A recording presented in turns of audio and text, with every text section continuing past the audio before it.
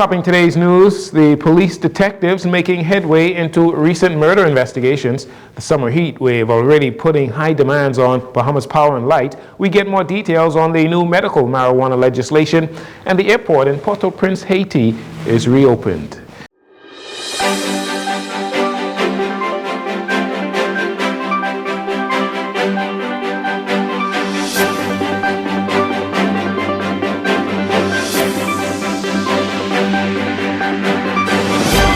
Good evening, Bahamas. I'm Jarino Saunders. This is your JCN Evening News. Thank you so much for joining us. Police were called to the scene of a double shooting today in the Palmdale Plaza area. Early reports indicate that it may be an armed robbery as the victim was attempting to make a bank deposit. We'll have more details in this latest incident once police officers continue their investigation and provide us with the latest details from this shooting happening in Palmdale, a very busy shopping area here in the capital this afternoon. Meanwhile, Police Commissioner Clayton Fernandez led a press conference this morning at the police headquarters where he shared some of the successes the police have had over the past week when it comes to police investigations into recent murders. While the holiday weekend was relatively quiet with no major incidents, Commissioner Fernandez gave an update on murder number 50 that took place on Grand Bahama last week Wednesday. There was a murder in our second city, Grand Bahama, where an adult male was found shot to the body, and his body was found in an abandoned building. That matter is active. Just spoke to Assistant Commissioner Jcn News, who has indicated that they have 4 persons, 4 adult males in custody at this present time, being questioned reference to that matter. We expect some closure within this week. Commissioner Fernandez also gave an update on the murder that took place on Ferguson Street in Bainstown, where the video went viral showing 3 gunmen chasing and shooting the victim, who was also armed with a weapon. During the search of the deceased person on scene, detectives were able to find a pistol, a loaded pistol, which was retrieved from that victim. I could say at this time that that weapon that was recovered from that victim, we could safely say that that was used in 2 recent homicides. 2 recent homicides. That matter is presently under active investigation. We are following some significant lead, and hopefully in a short order we will bring some closure to that matter. Currently, the country's murder count stands at 51 following the shooting death of a man on Augusta Street last week Thursday, when 6 people were actually shot in 3 different incidents. While the Royal Bahamas Police Force faces its challenges with rogue officers in recent months being taken before the courts, there are those dedicated officers who continue to strive to be better. On Monday, while in London, Minister of Foreign Affairs Fred Mitchell had the opportunity to praise 4 good officers. I was pleased and honored on Saturday evening to congratulate 4 police officers at a dinner held at the High Commissioner's office in London on the occasion of the graduation from the Police College in London of these 4 officers. It was a course on leadership. I thanked High Commissioner Andy Gomez, the Deputy Chief of Mission Marche Mackey, and the diplomatic staff for their work in arranging the dinner. The Prime Minister, Philip Davis, and the new Commissioner of Police are looking toward the future of the Royal Bahamas Police Force, and this course is the first step at exposing those in the middle ranks of the force to leadership and international trends. So congratulations to Chief Superintendent Michael Sims, Assistant Superintendent Bernard Ferguson, Freddie Lightbourne, and Delvin Davis for a job well done. Also at that dinner in London was Ambassador Paul Rowe, former Commissioner of Police, and Jerry DeVoe, Ambassador at Large. I'm back in Nassau following official visits to Azerbaijan and the United Kingdom and Monaco. We are preparing for the big climate change summit called COP29 in Azerbaijan, their capital city Baku, in November of this year.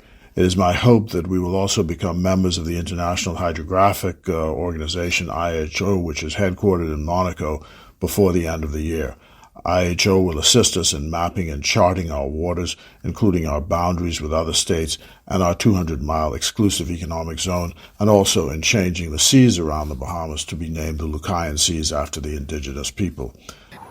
Scorching heat, no water, no electricity. Yes, for some people on New Providence, the Whit-Monday holiday weekend was not the best, with frequent power outages across the island. On Monday, in a statement, Bahamas Power and Light said it was working to add additional generating capacity here in New Providence following 2 days of record-breaking temperatures responsible for a significant increase in demand. The increase in demand also coincided with the sudden failure of one of BPL's primary generator units, while the backup units were undergoing planned maintenance. BPL was unable to return the unit to service, or it was rather able to return that unit, the major unit, to service by 6 p.m. on Sunday, but it continues to do load shedding during the peak hours of the day. Bahamas Power and Light is seeking to add more generation power to their grid sometime this week when they return 3 units that are currently offline. However, load shedding may persist. Meantime, people in the Prince Charles Drive area had to endure a lack of water supply for 5 to 6 hours on Monday morning due to a leak in one of the water mains. That leak has since been repaired. A global maritime court has ruled today that greenhouse gases equals marine pollution. This is a major breakthrough for small island states like the Bahamas that are threatened by the rise in sea levels caused by global warming. In its first climate-related judgment, where the International Tribunal for the Law of the Sea said emissions from fossil fuels and other planet-warming gases that are absorbed by the ocean do count as marine pollution. Bahamas ambassador to Europe, Cheryl Bazard, said law and science met together today, and in this instance, both of them came out winners. The Bahamas is one of 9 Caribbean and Pacific island nations that sought the opinion of the court. Meanwhile, here at home, the Ministry of Environment and Natural Resources, they have confirmed a fuel spill in the Adelaide Village area. Officers from the Department of Environmental Planning and Protection are currently assessing the mangroves and the wetlands where the fuel spill occurred. The team has taken steps to contain the fuel, and the department is also working with stakeholders to address and rectify the affected wetlands. And finally, in this segment, the legislative package to legalize marijuana for medical use, religious use, and research purposes was finally introduced to Parliament by the Minister of Health and Wellness, Dr. Michael Darville, who, in its first reading, shared some of the finer details in the bills, including what will be required of healthcare professionals engaged in prescribing medical marijuana. It outlines the qualifications and training required for healthcare providers who will prescribe, dispense cannabis, ensuring that they are well equipped to offer this treatment with safety and responsibility. The bill mandates that healthcare professionals who handle cannabis must go through training, focus on its therapeutic benefits and potential risks. As for those facilities that will be responsible for handling the medical cannabis, Dr. Darville says they must be properly vetted. Furthermore, the Hospital Healthcare Facilities General Amendment Regulations have been updated to ensure that facilities equipped to handle cannabis meet stringent health and safety standards. These regulations specify how cannabis should be stored, handled, administered within healthcare settings, and ensuring that patient safety is always prioritized. As it relates to pharmacies, the health minister says there will also be high standards established in this sector as well. The Pharmacy Amendment Bill also plays a crucial role by establishing protocols for the dispensation of medical cannabis. It creates a new category of pharmacy called the cannabis dispensary, which is specifically licensed to handle and dispense cannabis without oversight by licensed pharmacists. This bill ensures that all dispensing procedures meet high safety standards and dispensaries maintain accurate records of cannabis transactions to monitor usage and prevent abuse.